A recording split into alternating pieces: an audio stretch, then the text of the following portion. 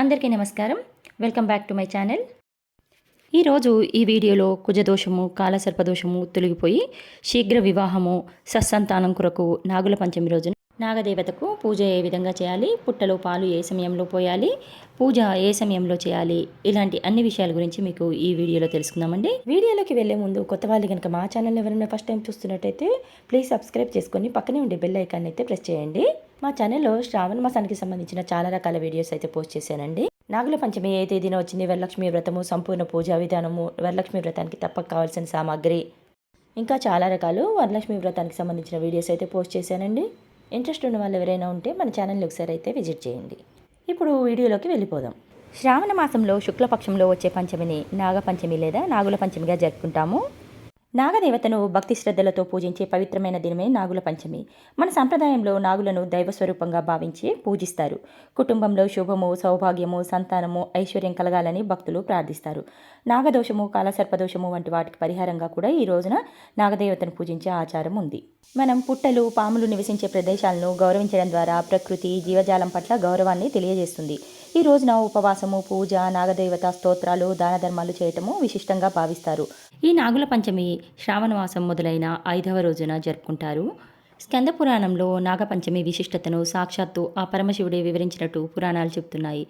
ఆదిశేషుని సేవకు సంతోషించిన శ్రీ మహావిష్ణువు ఒక వరం కోరుకోమంటే అందుకు శేషుడు తాము ఉద్భవించిన పంచమి నాడు సృష్టిలోని మానవాళి అంతా సర్పపూజలు చేయాలని ప్రార్థించాడట.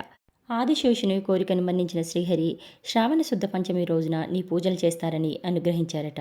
ఈ పంచమి రోజున నాగులను పూజించి గోధుమలతో చేసిన పాయసాన్ని నైవేద్యంగా సమర్పిస్తారు. పగలంతా ఉపవాసం ఉండి రాత్రికి ఆహారం తీసుకుంటారు. నాగపంచమి రోజున నాగులను పూజించిన వారికి విషబాధలు అనేవి ఉండవు. పవిత్రమైన ఈ రోజున సర్పస్తోత్రాన్ని పారాయణం చేసిన వారికి ఎటువంటి రోగాలు దరిచేరవు. సంతానం లేని దంపతులు నాగపూజ చేస్తే వంశాభివృద్ధి, కార్యసిద్ధి కలుగుతుంది. కాలసర్పదోషాలు ఉన్నా కూడా తొలగిపోతాయి. ఇంతటి విశేషమైనటువంటి నాగుల పంచమి 2026వ సంవత్సరంలో ఎప్పుడు ఏ తేదీన వచ్చింది, పంచమి తేదీ ఎప్పటి నుంచి ఎప్పటి వరకు ఉంటుందనేది, పూజ ఏ సమయంలో చేసుకోవాలి, పుట్టలో పాలు ఏ సమయంలో పోయాలి అన్నిటి గురించి ఒక వీడియో అయితే మన ఛానల్లో అప్లోడ్ చేస్తానండి. ఆ వీడియో లింక్ని అయితే డిస్క్రిప్షన్లో ఇస్తాను, తప్పకుండా చూడండి. ఈరోజు పూజ ఏ విధంగా చేసుకోవాలి, పాటించవలసిన నియమాలు ఏంటి, ఇలాంటి అన్ని విషయాల గురించి కూడా ఇప్పుడు తెలుసుకుందామండి.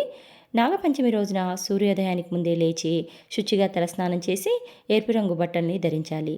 పూజా మందిరంను, ఇల్లును శుభ్రం చేసుకుని గడపకు పసుపు, కుంకుమ, గుమ్మాన్ని తోరణాలతో అలంకరించుకోవాలి. పూజా మందిరము, ఇంటి ముందు ముగ్గుల్ని పెట్టుకోవాలి.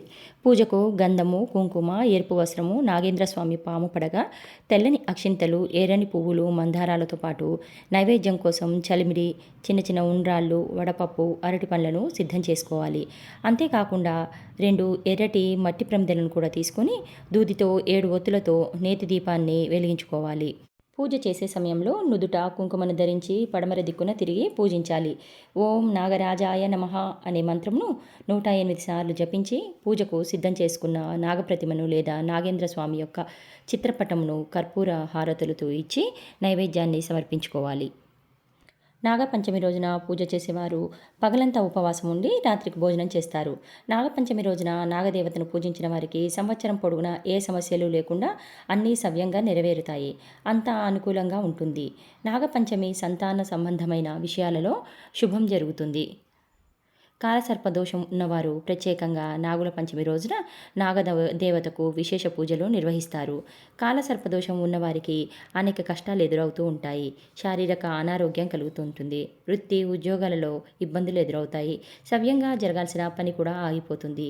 ఊహించని అవరోధాలు వస్తూ ఉంటాయి. ఏదో ఒక రూపంలో మానసిక అశాంతి అనేది కలుగుతూ ఉంటుంది.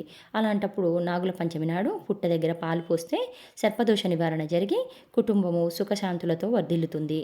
ఇంకా నాగుల పంచమి రోజున ఇంటికి వచ్చే ముత్తైదువులకు నాగేంద్ర స్వామి యొక్క నిత్య పూజ, నాగదోష పరిహారము వంటి పుస్తకములను తాంబూలము, పసుపు, కుంకుమలతో కలిపి ఇస్తే పుణ్యఫలితం సిద్ధిస్తుంది అని పురాణాలు చెప్తున్నాయి.